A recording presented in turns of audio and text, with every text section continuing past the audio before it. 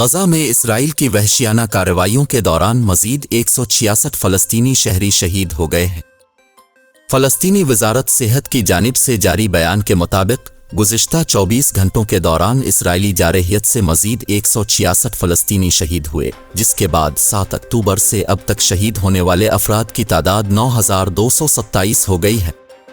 بیان میں بتایا گیا کہ 271 شہید افراد میں 79 خواتین اور 76 بچے شامل تھے۔ مجموعی طور پر غزہ میں اب تک 2405 خواتین اور 3826 بچے شہید ہو چکے ہیں۔ فلسطینی وزارت صحت نے بتایا کہ 32500 سے زائد افراد زخمی ہیں۔ بیان کے مطابق 1200 بچے اب بھی تباہ شدہ عمارات کے ملبے تلے دبے ہوئے ہیں۔ فلسطینی وزارت صحت نے بتایا کہ 32500 سے زائد افراد زخمی ہیں۔ بیان کے مطابق 1200 بچے اب بھی تباہ شدہ عمارات کے ملبے تلے دبے ہوئے ہیں۔ حکام کا کہنا تھا کہ 7 اکتوبر سے اب تک اسرائیلی بمباری میں 136 طبی ورکرز شہید جبکہ 25 ایمبولینسیں تباہ ہو چکی ہیں۔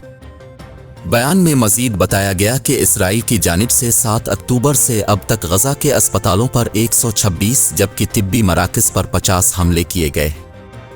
فلسطینی وزارت صحت کے ترجمان کا کہنا تھا کہ رفح کراسنگ سے بہت کم تعداد میں زخمیوں کو مصر منتقل کیا گیا ہے۔ ترجمان نے بتایا کہ کم از کم 800 بہت زیادہ شدید زخمی افراد کو مصر منتقل کیے جانے کی ضرورت ہے، کیونکہ غزہ کے اسپتالوں کا نظام منہدم ہونے کے باعث یہاں ان کا علاج ممکن نہیں۔ ترجمان کے مطابق غزہ کے واحد کینسر اسپتال کے بند ہونے کے بعد سے اب تک کینسر کے شکار 1 درجن مریض جاں بحق ہو چکے ہیں۔ ترجمان نے کہا کہ ہم تمام فریقین اور عالمی برادری سے درخواست کرتے ہیں کہ طبی سامان اور ایندھن کی سپلائی کے لیے محفوظ راہداری فراہم کی جائے، جبکہ دیگر ممالک کی رضاکار طبی ٹیموں کو غزہ آنے کی اجازت دی جائے۔